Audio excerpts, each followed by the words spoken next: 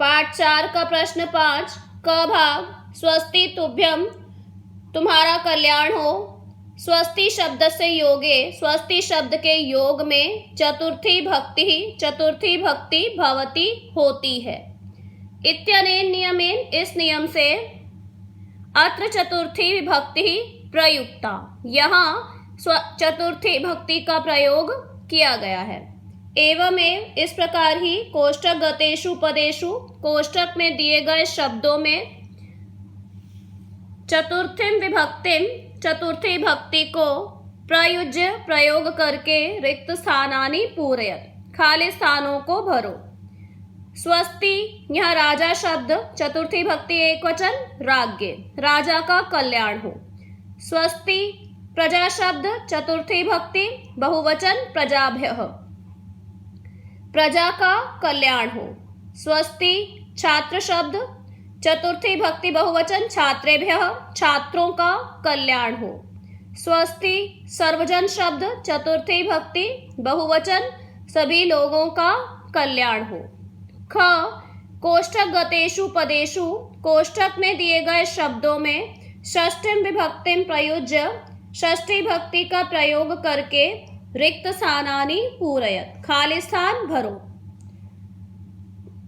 तस्य, यहाँ गृह शब्द में षष्ठी भक्ति एक वचन गृहस्य, उद्याने कल्पतरु आसी, उसके घर के उद्यान में कल्पवृक्ष था। सह, यहाँ पितृ शब्द में षष्ठी भक्ति एक वचन पितुः, अंतिकम अगच्छत, वह पिता के समीप गया।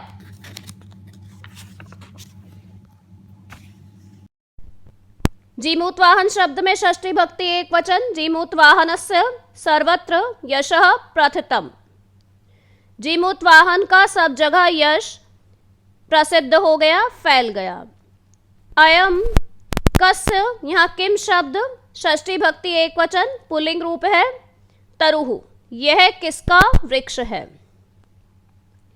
इसके बाद प्रश्न 6, स्थूल पदान्य अधिकृत्य, मोटे शब्दों को आधार बनाकर प्रश्न निर्माणम कुरु, प्रश्न का निर्माण करो। यहाँ मोटे शब्दों को रेखांकित कर दिया गया है। तो यहाँ तरोह कृपया सह पुत्रम अप्राप्नोत, तरोह शब्द, तरु शब्द षष्ठी भक्ति का एक वचन है, तरु शब्द के रूप साधु के समान है जो पुल्लिंग शब्द है, और इसलिए यहाँ पर किम शब्द पुल्लिंग रूप षष्ठी भक्ति का एक वचन है कस्य। कृपया सह पुत्रम अप्राप्नोत, पूर्ण विराम के स्थान पर प्रश्नवाचक चिन्ह। किसकी कृपा से उसने पुत्र को प्राप्त किया।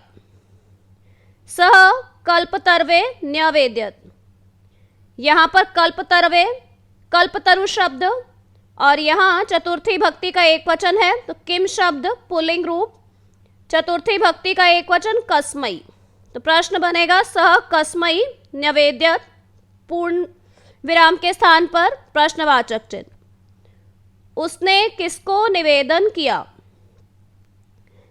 धनवृष्टया कोऽपि दरिद्रः न तिष्ठत, यहाँ पर धनवृष्टया वृष्टि शब्द, यह स्त्रीलिंग तृतीय भक्ति का एक वचन है, इसलिए किम शब्द स्त्रीलिंग तृतीय भक्ति का एक वचन कया। तो प्रश्न है कया कोऽपि दरिद्रः न तिष्ठत, पूर्ण विराम के स्थान पर प्रश्नवाचक चिन्ह। किसके द्वारा कोई भी गरीब नहीं रहा।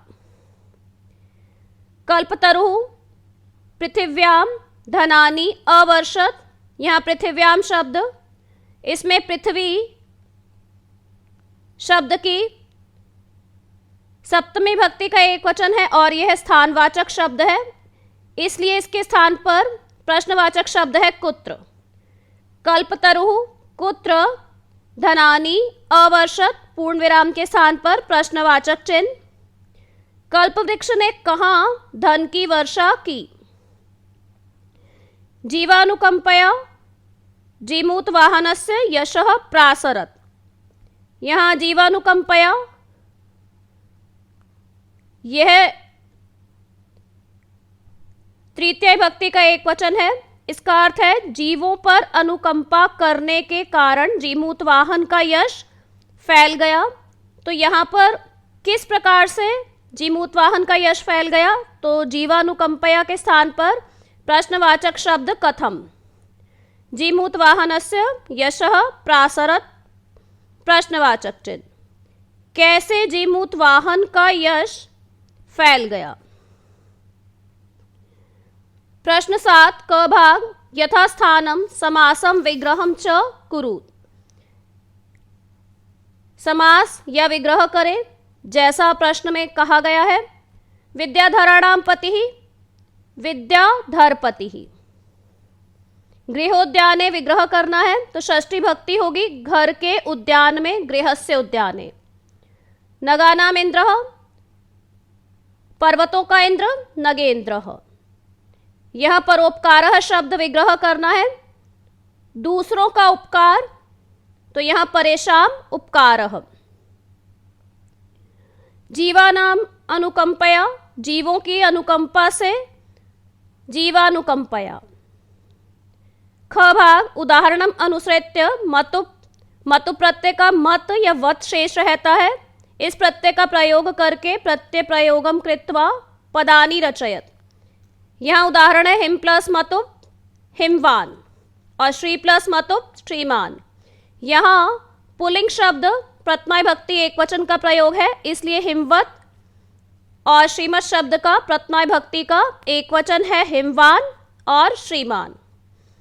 शक्ति प्लस मतुप शक्तिमान, धन प्लस मतुप धनवान, बुद्धि प्लस मतुप बुद्धिमान, धैर्य प्लस मतुप धैर्यवान, गुण प्लस मतुप गुणवान।